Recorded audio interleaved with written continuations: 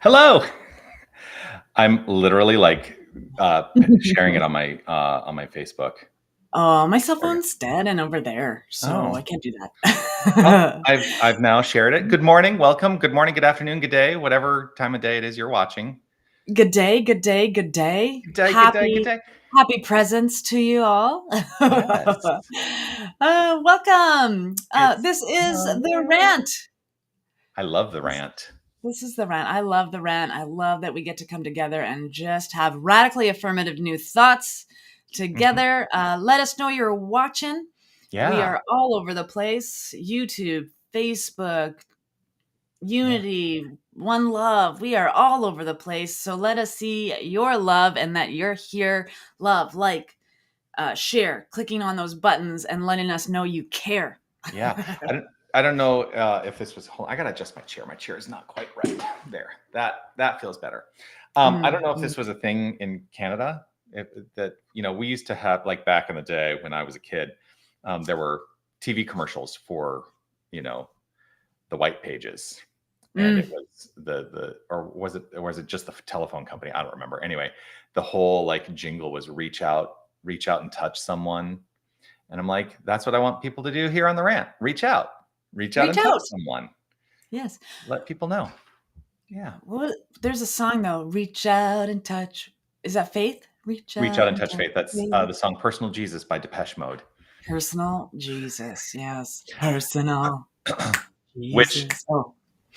I went to so that was their, so that not, you ready?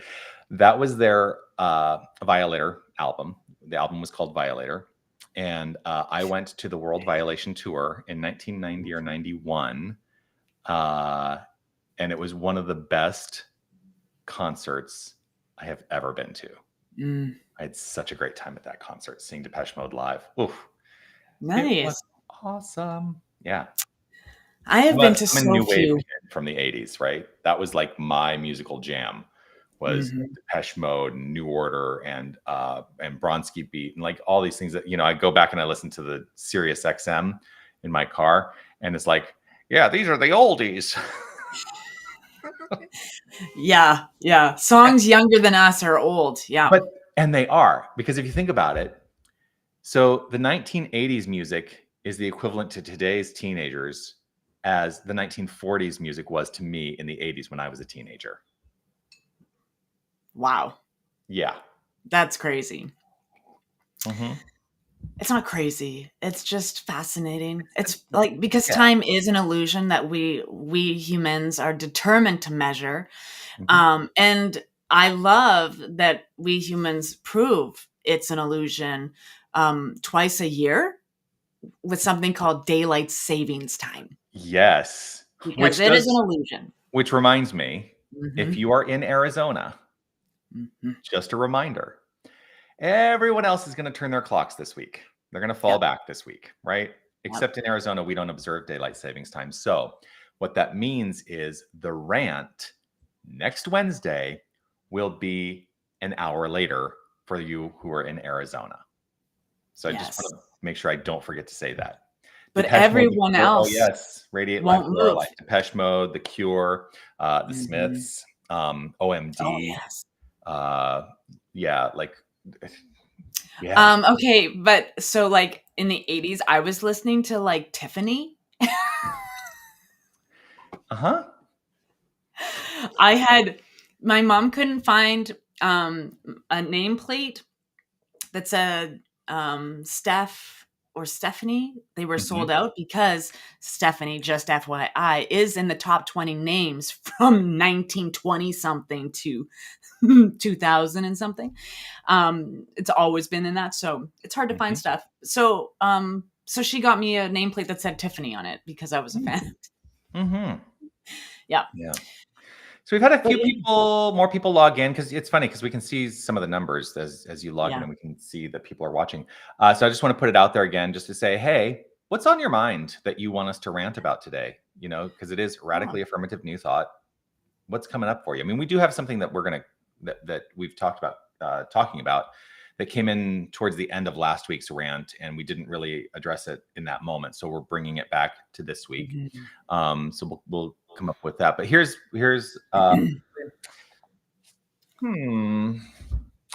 I want to ask you this question, Steph. What is real? Only the light philosophical questions. What is real? Yeah, what is real? Because like daylight savings time is an illusion, or evidence of time is an illusion. What is real? I think a feeling. A feeling can be real. Ooh. But it also can be an illusion. Yeah, but you spark the conversation that we had a couple weeks ago in my Tuesday night class that kind of got brought up again last night. And it was, there's this whole discussion now about AI and whether or not AI will ever achieve like being sentient or having consciousness, or and will AI, artificial intelligence, ever be considered a life? Like, have we created some form of life? And I have a whole idea that, and I'm open to here's the thing, I'm always open to being wrong. But here's what I think about that. I think that like our minds, we can program thoughts, we can program beliefs, and we will behave rooted in thoughts and beliefs. But the factor that AI, because you can basically program AI, right? In the same way that we can program our minds. But the factor that differentiates AI from us is feeling. And we talked about it a couple weeks ago, right? When we were talking about data on Star Trek. And so feeling, again, is always the thing for me. Feeling is always the thing. If there is not an inherent feeling tone, then I don't think it can be anything other than artificial. And I actually, one of the things that we talked about in my class last night, when I was in my doctorate program, there was a class that I was in, and so I will just tell you this, we would go into this class. It was a 3-hour class meeting. We would have these insane philosophical discussions for 3 hours.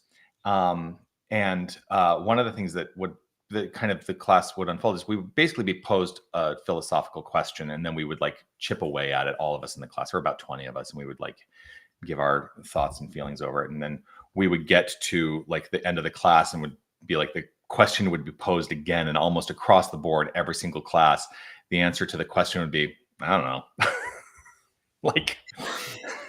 I don't know. Yeah. This past year has really been so profound to me in discovering my ability to say, I don't know. I don't know. Do I need to know? Do I need to know that thing? Do I need to know it? Because I don't know it. Yeah. If I do need to know it, it will come to me. Whatever I need to know will find its way to me. And that's a statement of faith. Because not everybody lives from that point of view, right? Right. Yeah. Yeah. Yeah, it is. Absolutely. Yeah. We've got some good questions, how can oneness faith spread like a virus? Wayne, I'd also like you to answer that, because the mind that creates the question is also the mind that has an answer. That is true. But oneness, I was going to that feeling sense, right? Oneness to me is a feeling. It's not an understanding. I don't think we as a human species, in my lifetime anyway, will comprehend that what oneness is mentally. But oneness came to me as a feeling. And so how to spread that would be to support activity in your life that expresses that same feeling, right? So oneness is a lack of separation. And so it's you're passing that feeling on through your actions by being one with others. So no judgment, no labeling, no interrupting, no roasting, like all of the things that create separation um are the byproducts of the belief in separation. Mm-hmm. So oneness, if you have that, if you are one with this infinite universe, and this infinite universe is the expression of oneness, my faith is that being oneness and living from that, recognizing and knowing that, I mean, like a virus, it instead of using the word virus, which has negative separation, bad things associated with it, right? How can oneness spread like molecules in the air? How can oneness spread like what is it? The dandelions? What are the ones that are the big fluff ball? Dandelions. Like how oneness spreads like seeds in the air. You are the activity of oneness. And so what are you bringing into the world that counters separation? So I have another thought on this. Mm-hmm. And I have a sticky thought. Because the question, I think, presumes there's a presumption in the question Mm-hmm. that prioritizes the faith of like oneness faith over other ideas. Mm-hmm. And it, when we step into presumption, I think it would be really nice to, perhaps consider the idea that we might be wrong. I hold firm in my own resolve that the faith in oneness, the understanding of infinite wholeness, that is a way that we will heal the discord in the world. Mm. And yet, that's my idea. Yeah. And so, as a minister, it is the message that I try to spread. I try to espouse it. And so, but the way that I intend to do that is by embodying the principle of oneness in all my activity, in all my behavior, and letting myself become like the great mystics of the world, to really be an example of oneness and let others learn by example, not try to intellectualize the idea of it and say, here, figure this out. Like, no, demonstrate it in my own life. And as I demonstrate it in my life, then let's just arbitrarily say 10 people will demonstrate it in their lives. And then those 10 people will each touch 10 people who will demonstrate it in their lives. And all of a sudden, we are exponentially increasing the spread of oneness faith. Mm-hmm. But I'm also open to that idea being wrong. Mm-hmm. Well, and I think also, like, believing in oneness and acting like it, like placing your faith as oneness. I am oneness. Mm-hmm. What are you spreading? Where's it spreading to? Mm-hmm. Right? If we are infinite oneness, that's all we have to be. We don't have to spread it. We don't have to force our beliefs on other people or anything. We're not forcing. I mean, because then we'll just see the continuation of oppression. Mm-hmm. Right? Be it, live it, act as though you know it. I want to bring this. What is sentience? It is. It's things. It's a sentient being is someone who can feel and perceive, to show awareness, and respond with awareness. So it's sentience is being able to feel and discern information in a conscious way. Yeah. A sentient being is one who can spill their coffee on their desktop on a live video and have weird reaction Mhm. uh, about it. Oh my gosh, yeah, Mhm. I've made quite a mess here. Okay. 'Cause my Instagram handle, like my personal Instagram is a sentient being. Yeah. 5 years ago, I shifted my business to the art of sentient being. Hmm. And so, that's why I know what the word means so readily. Yeah. Well, I on some love level, being sentient. you could also simplify the idea of, and I'm going to use language. And here's the thing: we all use language, Mhm, but it gets challenging because language is really clumsy. mhm. But to be sentient in a way is to be awake. Yeah. Awake in awareness, and almost maybe even awake in self-awareness, and Mhm, awareness that there's a connected action, or there's a connectivity of self to the whole. mhm. I don't know. And again, I'm open to be wrong. I'm open to being wrong. Yep. I'm always open to being wrong. I'm always open to being wrong. And Yeah. people try to prove that I am all over the place. So Yeah. Oh, I just oh let yeah. them. Yeah. Yeah. Um, Yeah. Because I like a sentient being, people would say humans are sentient. However, I believe there's a very small amount of humans that are actually sentient. no, they're all sentient We're beings. also we all have the possibility. But there's an element of sentience, I believe, in Mhm. other species that are not human. Absolutely. That Yeah. includes plants. Yeah. There's That science. includes the livingness of what we perceive to be unalive, like rocks and Mhm. minerals and things Mhm. like that. I think that there's an element of sentience in all creation. Yeah, because And it really is about perceiving and feeling things, right. perceiving and feeling things, so And the way we differentiate it is perhaps our misunderstanding of what things perceive and feel. I don't know what I look out here and I see this desert willow tree outside my window. I don't know what it perceives and feels, mm, but I still call it alive. But just because I don't know what it perceives and feels does not mean that it is not sentient. right, well, because we can't even know for sure, what our loved ones perceive and feel. No. We don't, so, like, this is everything we talk about is always it's an inside job.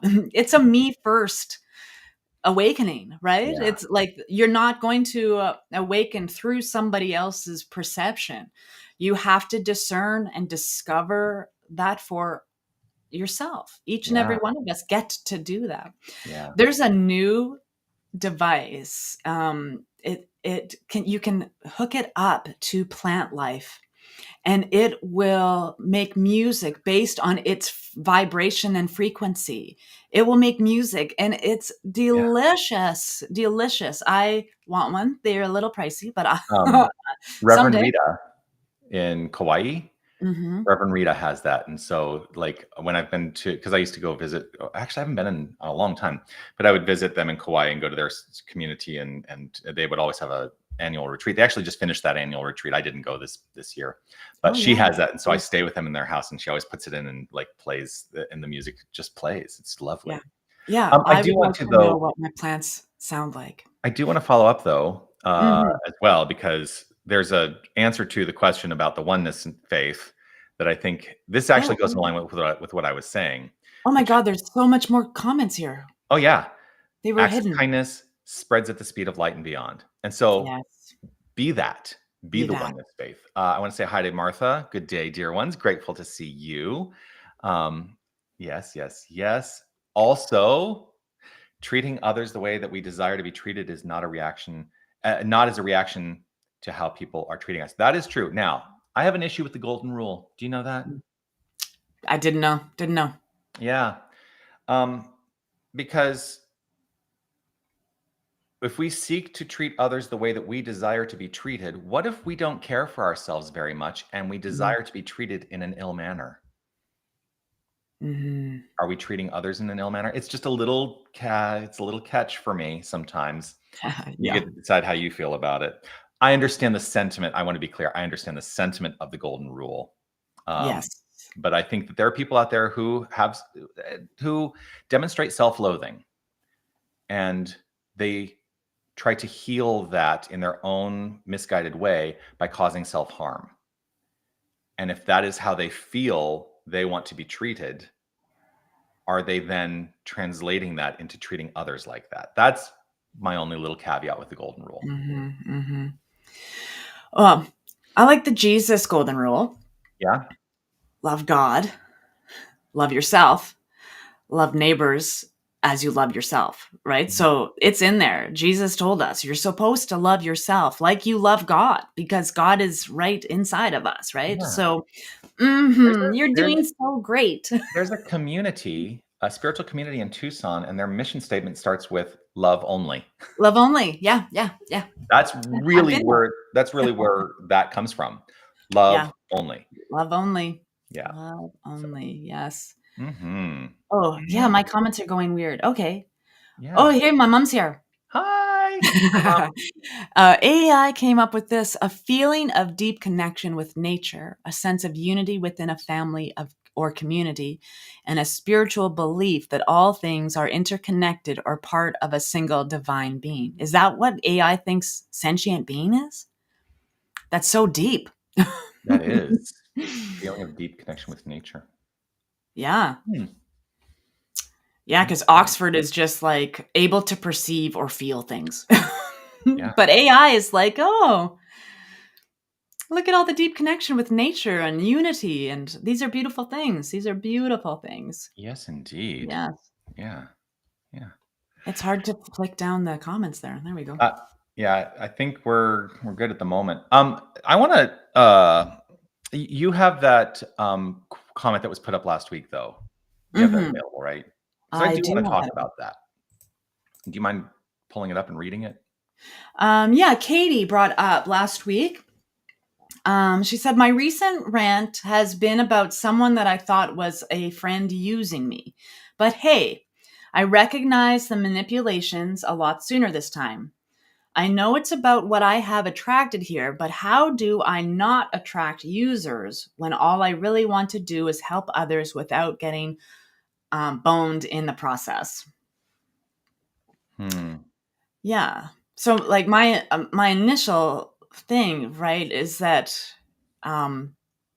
based on the language there is, firstly, forgive yourself for allowing someone to use you or allowing yourself to be used. Like forgiveness of self is first. Then I would say celebrate the awareness you had before you got into deep, right? Before you got into deep, you recognized the manipulation sooner than previously. So kudos to you. Like Yeah. this, that's amazing.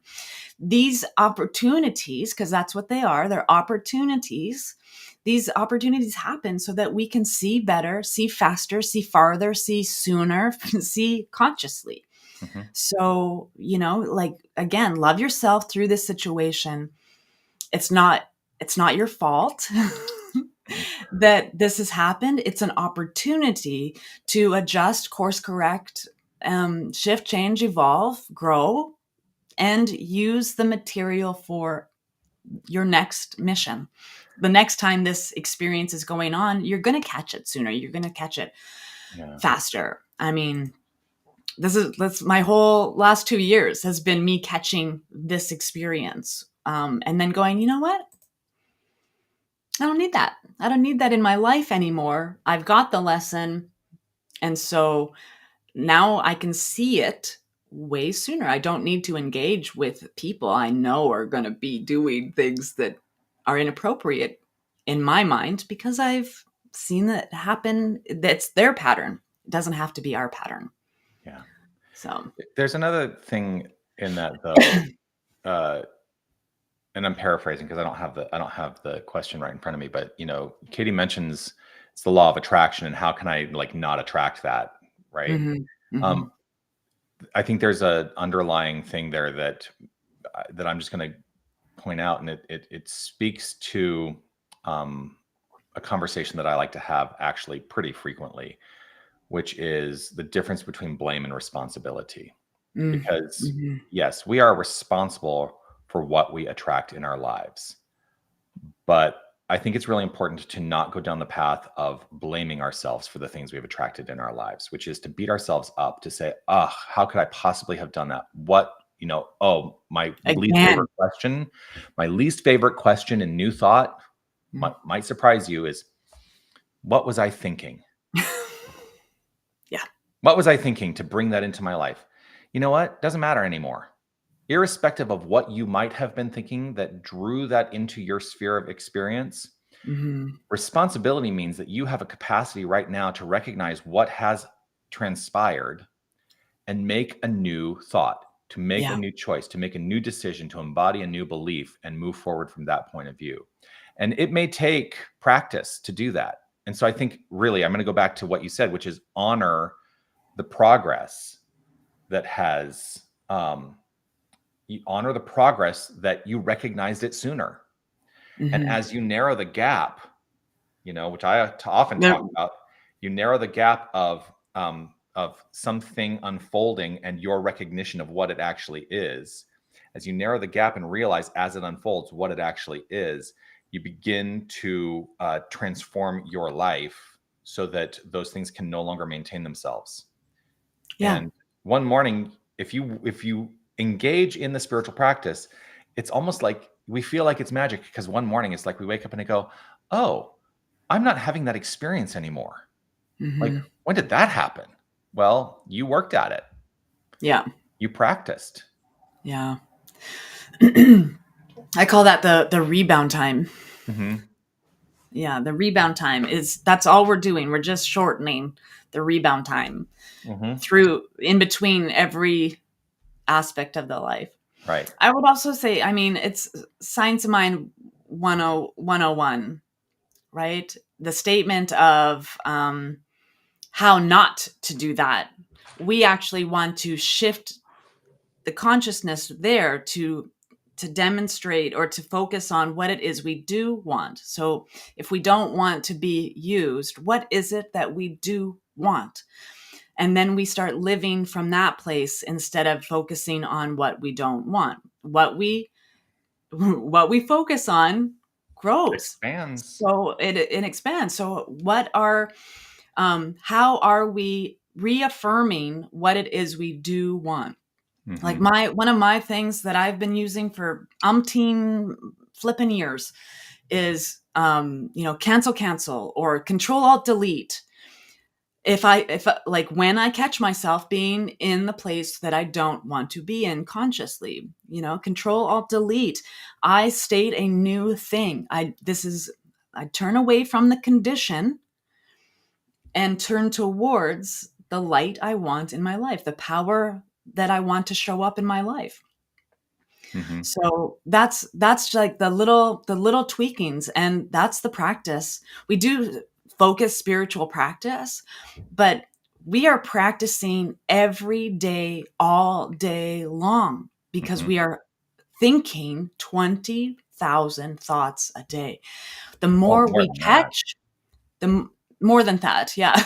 the ones we catch, right? If we're working on our stuff, and our stuff is about negativity, our stuff is about judgment, our stuff is about lack. If that's what we're working on, we're not actually working on those things. We're working on limitlessness, abundance, prosperity. Like, we're shifting our consciousness. So when we catch those negative things, and I'm only using the word negative to describe what we don't want, it's not good or bad, up or down. Then the more we get to practice changing our thoughts, changing how we respond, changing how we react to whatever it is that we don't want. Yeah. You make me think about this. I'm actually trying to look it up right now, because I don't remember the exact source of it. But I'm gonna try to find it. There is a lot of I can't find it, so I'm just going to talk about it. There is a lot of emphasis placed on healing, right? Because we're a healing philosophy. And I think that we may want to really start to let go of that language, because Ernest Holmes, and this is the quote I was trying to find, and I know it's somewhere, but Ernest Holmes, maybe it wasn't Holmes, and it doesn't matter. I'll figure out where the quote came from. But one of the mystics, New Thought, and I'm pretty sure it was Holmes, said, there's nothing to be healed. Yeah. There is nothing to be healed, only God to be revealed. Yes. Right? So what if we changed our whole point of view and approach to letting go of the notion that I have to heal something in my life, when in fact, what is mine to do is to reveal God in my life?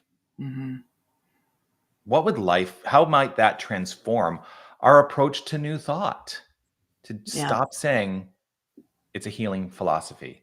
It's a revealing philosophy. Absolutely. I mean, there's courses called Revealing Wholeness. And what is it that we are revealing but the divine essence at the core of all creation?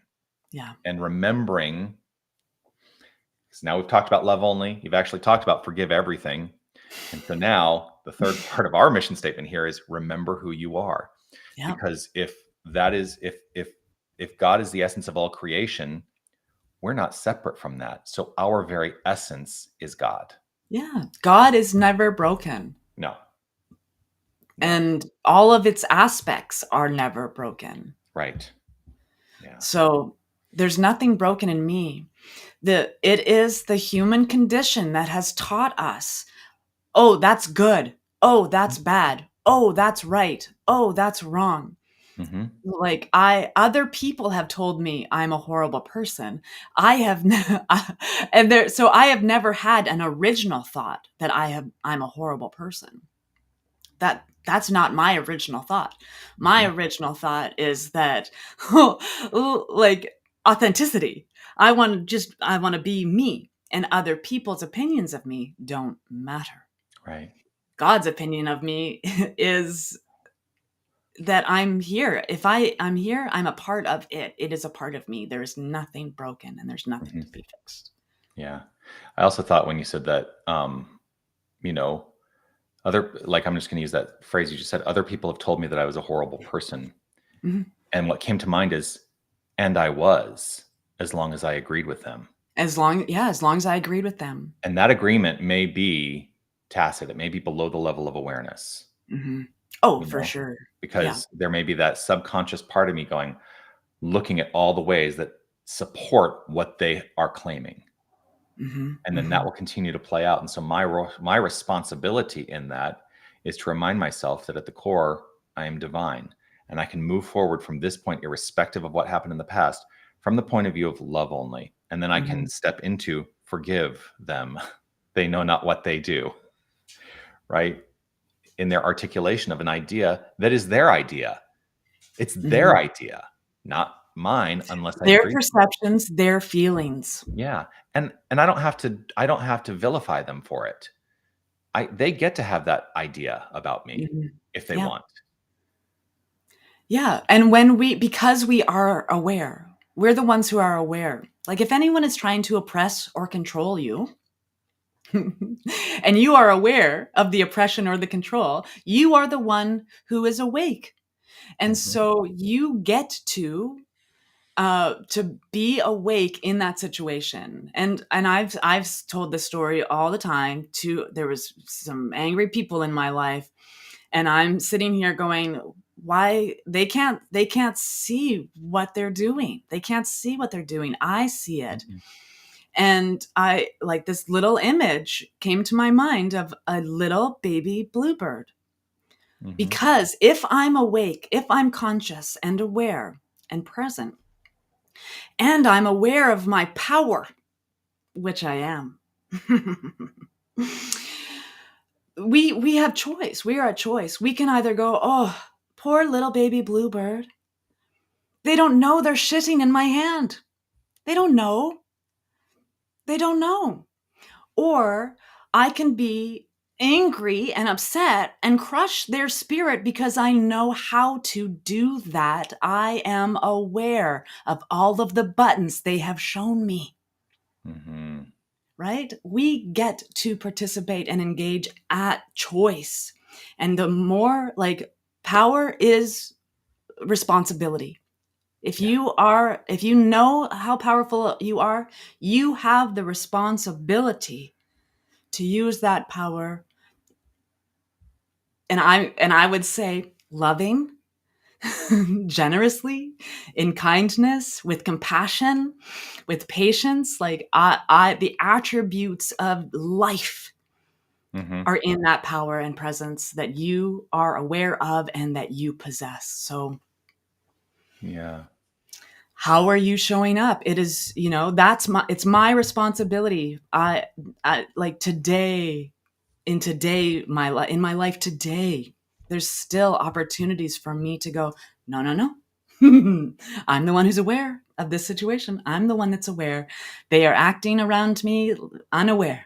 Hmm. All the players in this play don't know they're in a play. And Right. I know that I have that it is a play and that I can rewrite the second act. Yes. Um, your mom wrote something here that Mm. I'd like to talk about. Maybe in similar situations, we should think like Spock with logic and not with ego. Mhm. Um, I would say, I actually, yeah, I think there's value in that. And I think the difference for me would be to say, are we thinking with spiritual logic or Mhm. conditional logic? Mm. That's the thing that I would want to differentiate there, because I think that thinking with spiritual logic is the direction I would want to go. I also, and Wayne actually put it up here because I have a different take on ego. Many people say it's edging God out. Wayne says, and I agree, expressing God only. Mhm. And that is differentiating the psychological ego definition from the spiritual ego definition, because ego really does mean I am. And if we are approaching life from the point of view of I am, then I believe we probably are expressing God only. So if I were to ask you, Steph, and I'm going to ask you, if I were going to ask you, because now I'm going to ask the question. It's so funny how we phrase things sometimes. How would you differentiate spiritual ego from conditional ego? Or not Like, ego, well, conditional logic. ego. Spiritual logic from conditional logic. Oh, yeah. That's what I Spiritual logic, conditional logic. I think like spiritual logic, I would, it would have like a placement for the divine attributes of like compassion, Mhm, right? So spiritual logic would have the essence of of feeling, I mhm, guess. In For me, conditional logic, it is like the rules of order. And like we sometimes get confused by conditional logic. Like if it's that way for one person, it must be good for everyone.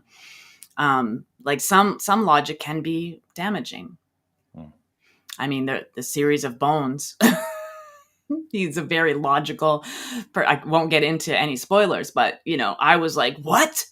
He's so logical. How could that happen? But yeah, logic. Like if we get stuck in a conditional logical realm, then we are surface logic. Where spiritual logic would be more, yeah, the sense of, if Spock had feelings and was compassionate, if Spock was a minister, or if Spock was a mystic, it would be like, what would Spock as a mystic look like? The funny thing is, as you say that, I'm like, he is a mystic. He is a mystic, yeah, He would look right, yeah. exactly So like I he is, know, and Spock. Like exactly. I love that level of logic. I'm a very logical person. I don't do sarcasm. I take people at their word. Sarcasm, I believe you. I believe you. And so I, sarcasm for me just means, well, now do I trust you ever? I don't know. well, I'm like, how are you my friend then? Because I'm one of the most sarcastic people I know. I don't feel like you've ever been sarcastic with me. Really? And that was not sarcastic, by the way. Yeah. Just to be No. clear. Um, I don't have a lot of people in my life continuously, who would choose to be flamboyantly sarcastic with me? I think, well, maybe I have a false sense of self that I've adopted from what people have told me. I have friends who used to call me Sass Master Zenz because their perception of me was, I am wildly sarcastic in my Oh, interactions. And it's I don't know. I think you can be sassy. I can definitely be sassy. Yeah. Yeah. I'm going to rethink 13 years of relationship now to find some sarcasm. I just If I have a sarcastic mhm. expression, um, I really don't think that it is about trying to diminish anyone else. If anything, I'll be diminishing myself. I'll be sarcastic about something that's, Mhm. that I can turn it right back on myself. Yeah. So it's that sort of self-deprecating humor. I do engage in self-deprecating humor, but I also recognize that it's humor, and Yeah. and the reason it can be sarcastic is because I don't believe it. Yeah. Logic based in love versus logic based in fear, maybe. Yeah, It's a good one. yeah, I Mhm. like that. Differentiating between spiritual logic and conditional logic. Mhm. Well, that totally tracks because Yeah. what is spirit other than unconditional love? And Yes. conditions are what often drive us into states of fear when we Yeah. believe the condition. Hmm. Mhm. Yeah. Yeah. Yeah. Yeah. My mom thinks you're See, right, Martha. see, we're just here to invite you to let Mhm. your inner Mhm. mystic out. And I'm so grateful for the Yeah. conversation and all the comments today because, you know, I always say in my classes that I facilitate that I learn just as much as my students in those experiences. For sure. Yeah, and this is one of the venues in which I love to learn and Mhm. think about things differently. So Yeah. thank you for that.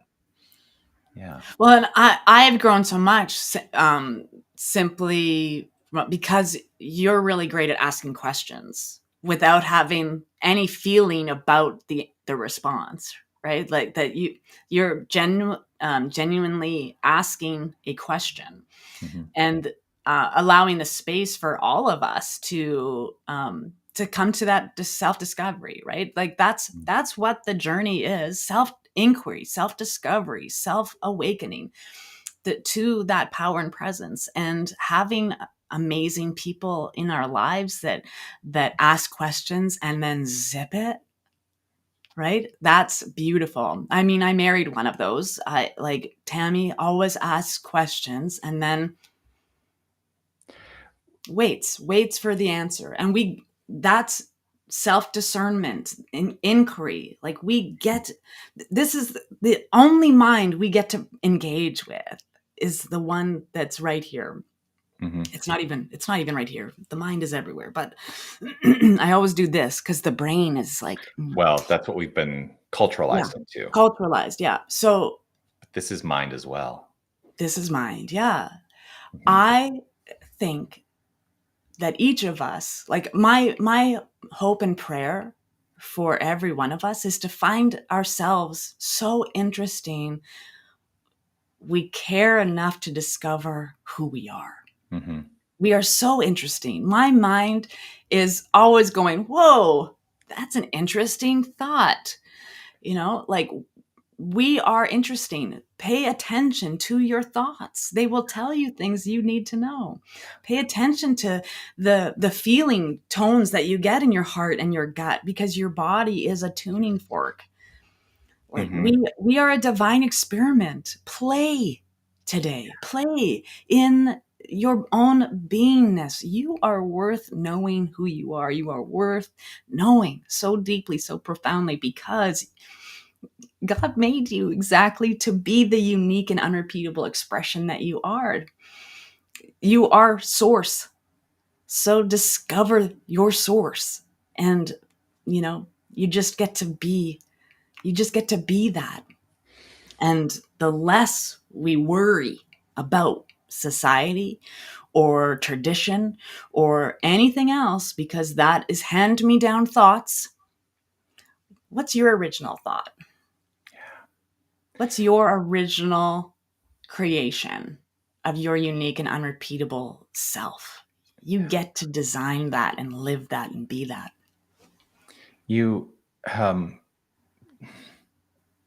sorry, I'm having actually a delightful emotional response Mm. to what you've said. There are two things that have come up for me, and that is, um, for me, one of the greatest spiritual pursuits and one of the greatest faculties. Actually, I'll describe it like this: one of the greatest divine faculties that we all have at our disposal is the faculty of curiosity. Mm-hmm. And curiosity is living, in many ways, I will define it like this: living in the question. Mm-hmm. And, not assuming the answer, but being on the journey of discovery. And I think the reason I'm having an emotional and really deep feeling response to what you've said, Steph, is because I'm very grateful to you for articulating something that I didn't know necessarily that I did, Mm. which is ask questions without, how did you phrase it? I ask questions without assuming, in a way. I Mm-hmm. mean, that's In a really, way, yeah. yeah. And I think that that's a really important way to live life. Mm-hmm. That for me, you get to decide what's important for you. I mean, I will always go back to that, right? I can only speak to myself. Yeah. I feel very honored by the way you articulated that, Mm. You're because welcome. yeah, I thank you, because I think it answers a question that sometimes comes up for me, because I don't really know. I've never really given it I've never really given it a lot of thought. But there are people who come up to me and say, who have described me to my face, are like, "You're a master teacher." I'm like, Mm-hmm. well, I don't know what makes me a master teacher, and I think that that may be part of the makeup, is Mm-hmm. how I articulate questions without expectation of, Mm-hmm. you have to answer the way I think you're going to answer. That's what it is, right? Yeah. Yeah. Yeah. Yeah. So Yeah. Being able to answer from the self instead of answering from what we think you want to hear. yeah, Yeah. yeah. Yeah. Oh, Aw. sorry. Just That's so beautiful. Thanks, Lorelai. I okay. love that. Oh, and your body is a tuning fork. Absolutely. Love that. Absolutely. Yeah. Yeah. Oh, we really took, if we really deep into the awareness of physiological responses more than we do, Mm-hmm. um, wow. Oh, yeah. Mm-hmm. Just wow. Yeah. Mm-hmm. Yeah. Yeah. Martha says, I believe curiosity is an antidote to fear and is a healing balm in that way. Mhm. Absolutely. Yeah, Wow. absolutely. Yeah. Yeah, like the body, the tuning fork, and the waking mind, right? The body and the mind, we are deeply connected. Mhm. And I've like I have a history, like a 25-year history of like that's half my life, you guys. Depression and like chronic anxiety disorder. And so I had some stress this past week, and that was higher than normal, but it was a physical thing. My mind has stopped being anxious and nervous or fearful. My mind has stopped. It knows. It does its affirmations. I'm talking about my mind in a third person now. Um, it knows. It's awake. And so it has become the observer of the body so that I can get the information without allowing the anxiety to fill the mind with the stories of whoa. But so this past week, like Monday, I think, I'm like, oh, I'm having an anxiety attack. Why am I having an anxiety attack? And it's like, it's so interesting because the body is doing its thing, but the mind is like, it'll pass. You've been here before. There's nothing, the body just hasn't caught up with the mind's awakeness. Mhm. And so I trust that, the more this happens, the more the gooder I get at this, that there'll be a day where I just don't have anxiety ever again. Like it's just like that, the wave, right? We fix the thought, you put the new battery in, and it still takes some, the juice still has to get through the whole thing before it wakes up again. So the thought has been planted, but the body's still releasing all of that stuff from the past. And so we get to be attuned to that, like our body is attuning to our new self. And, but yeah, it's a different effect between having anxiety in the mind and in the body. Yeah. The body is just, it's a mental, it's a muscle memory of something that it used to know. And it's going to catch up because it's lessening and lessening and lessening. Yeah. But wow. Yeah. Wow. Well, I think we have to wind down, even though this is a juicy conversation. Because we're almost to the end. Yes. Well, let's remind Tucson again, Arizona folks. Let's remind them again. If you are in Arizona, just a reminder, everyone else, except for Saskatchewan,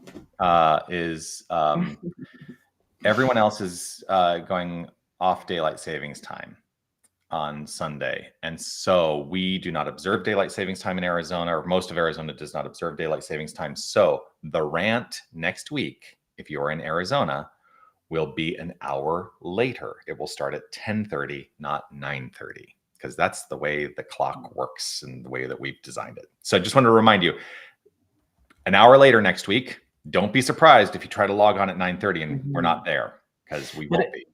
But if you're in Pacific, and if you're in Pacific, and if you're in Central or Eastern, 11:30 Central, 12:30 Eastern. Everything stays the same. Yeah, but we'll be at 10:30, just like the rest of the Mountain Time Zone next week.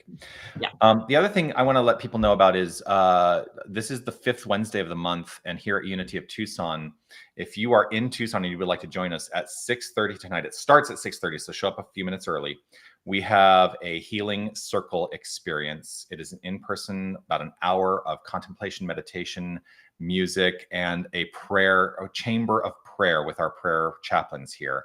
Would love to have you join us for that. Nice. And on Sunday, come join us or watch us online. We have Jamie Lula as our guest in service, musician Jamie Lula, who's spectacular. If you're in Tucson, he's also having a concert at 1 p.m. Sunday afternoon here. So would love to see you for that. Yes. Yeah. And if support you wanna, New Thought artists, go to a great concert. And you can get tickets at unitytucson.com or find out about our services at unitytucson.com. So what's happening for you, Steph? This Saturday, we've got Contemplation Corner happening, which is the first Saturday of every month. It's also All Saints Day, so great day to be a saint. And so that is, you can find out, get the links for the Zoom room right there on our website, oneloveawaken.com. And we're going, right now we're working through Living the Science of Mind. So we're going to deep dive into the law of mental equivalence, which is like, if you enjoyed today's rant, come and converse about mental equivalence, because there is a law, a universal law that will support you in changing your mind. So all of those details are on the website, and that's our next thing. I look for, there's so much. Contemplation Corner is so fun. Yeah. And if you have any topics that you want us to rant on, I'm realizing we didn't change yours. I'm like, which way am I pointing? We didn't change your thing, but you can always send it to Rev Jonathan at unitytucson.com or Steph at oneloveawakening.com or .com. Since you're on the website to get the Contemplation Corner information anyway, you can just hit the contact form and it will shoot me an email right there. Yeah. Lots of ways to engage. And we love when you engage with us. It was so great to have so much chat today and be able to interact with you. So thank you all for that. Yes. Thanks, everybody. blessed week. We'll see you next week. See you next week. Love and blessings. Oh wait, we've got the tune out song. What? There we go.